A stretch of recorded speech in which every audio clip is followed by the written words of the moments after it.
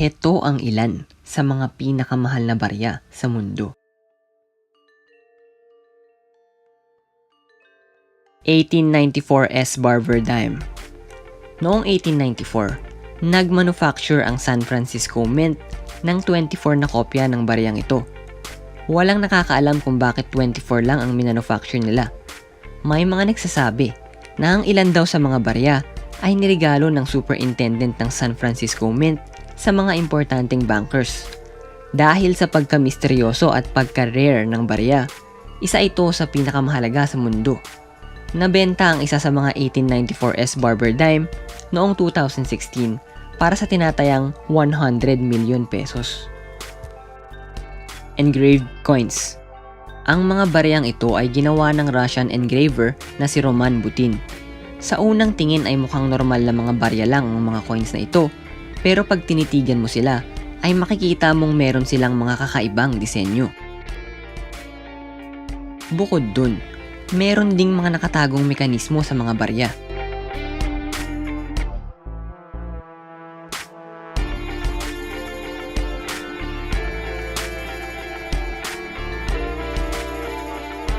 Ang mga barya na ine-engrave niya ay ang US Morgan dollar dahil tamang-tama lang ang sukat at kapal nito para sa engraving.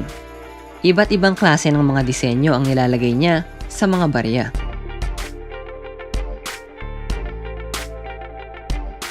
Iba't ibang klase rin ng mga mekanismo ang nilalagay niya dito, tulad na lang nitong barya na merong espada.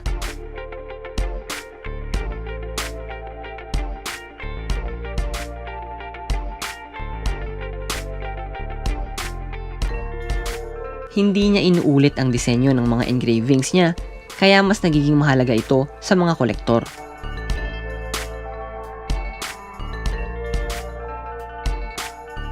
Pwede kang makabili nito sa presyong hindi bababa sa 500,000 pesos. Pero ang pinakamahal na pwede mong bilhin ay 850,000 pesos.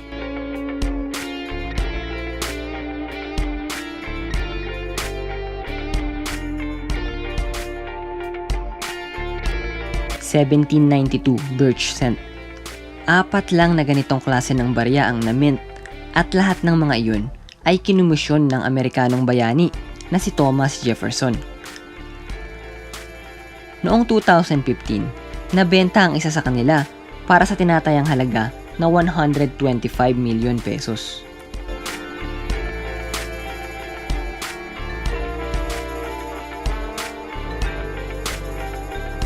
(1804) Bowed Liberty Dollar.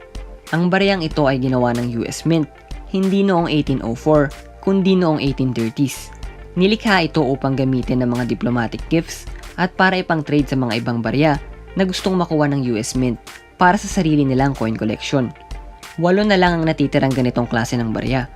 Noong 1999, nabenta ang isa sa mga ito para sa halagang 200 million pesos.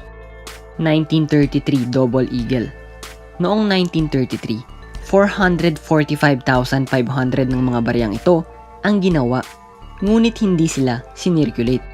Noong taong din iyon, ang presidente ng Amerika na si Franklin Roosevelt ay nag-issue ng isang executive order na nagpapabawal sa pag-hoard ng mga gold coins, gold bullion at gold certificates sa loob ng US. Noong 1934 naman, pinasa ng Kongreso ng Amerika ang Gold Reserve Act at lahat ng mga Double Eagle ay pinamelt. Ganun pa man, 20 sa kanila ay nanakaw at binenta sa mga kolektor. Inatasan ng Secret Service na i-recover ang mga ninakaw na barya. Nakuha nila ang siyam sa mga ito, pero ang isa sa mga barya ay napunta sa koleksyon ng dating hari ng Egypt na si King Farouk. Noong 2002, ang isa sa mga barya ay nabenta sa isang auction para sa tinatayang halaga na 375 million pesos. Flowing Hair Dollar. Ito ang pinakaunang dollar coin na inisyu ng United States Federal Government. Minint ito noong 1794 at 1795. Binase nila ang sukat at bigat nito sa Spanish dollar na noong mga panahon na yun ay popular na ginagamit bilang pang-trade sa mga Amerika. Sa lahat ng dako ng kasaysayan niya, tinuturing siya na isa sa mga pinakamahalaga at pinaka-rare na barya ng United States. Noong 2013, nabenta ang isa sa mga flowing hair dollar coins para sa tinatayang presyong 500 million pesos. Yun ang pinakamahal na barya na nabenta sa kasaysayan. 1913 Liberty Head Nickel. 5 kopya lang ng baryang ito ang kumpirmadong ginawa, pero merong sabi-sabi na meron daw pang-anim. Dinisenyo ito ni Charles E. Barber, ang pang-anim na chip engraver ng United States Mint na nagdisenyo rin sa ibang mga barya sa listahang ito. Ang 1913 Liberty Head Nickel ay tinatawag ding V-nickel dahil sa malaking V na nakalagay sa isang side nito. Noong 2010, nabenta ang isa nito para sa tinatayang halaga na 185 million pesos. 1787 Brasher Doubloon. Ito ang pinakaunang gold coin na ginawa para sa US. Ginawa ito ng New York State goldsmith na si Ephraim Brasher noong 1787. Sikat ang baryang ito dahil natampok siya sa nobela ni Raymond Chandler na The High Window. Ang nasabing nobela ay ginawa rin sa isang pelikula na ang pangalan ay Brasher Doubloon. Is the Brasher Doubloon, an early American coin highly valued not only because it's rare, but also because of its romantic and violent history. The man who coined it was robbed and killed. Noong 2011, binenta ito ng isang dealer ng mga rare na barya. Ang bumili nito ay isang Wall Street investment firm para sa tinatayang 370 million pesos. This is an astonishingly rare, valuable, interesting coin. This is a coin that's the first truly American gold coin ever minted. Its significance is in its age, in its provenance, and its... Can you tell us about that coin and why you made that purchase?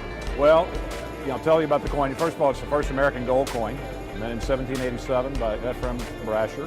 This is a piece of Americana and a piece of early American history that belongs and transcends, I believe, the coin market.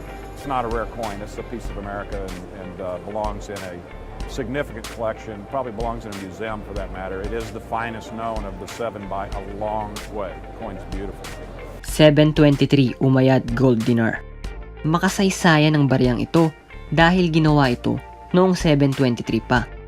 Gawa ito sa solid gold at may nakasulat dito na Mine of the Commander of the Faithful at pinaniniwalaang nanggaling ito sa Madin Bani Sulaim, isang minahan na matatagpuan sa lugar na ngayon ay Western Saudi Arabia na. Isang dosena lang ng mga barya ang alam na natitira pa. Nabenta ang isa sa mga baryang ito para sa tinatayang 300 million pesos.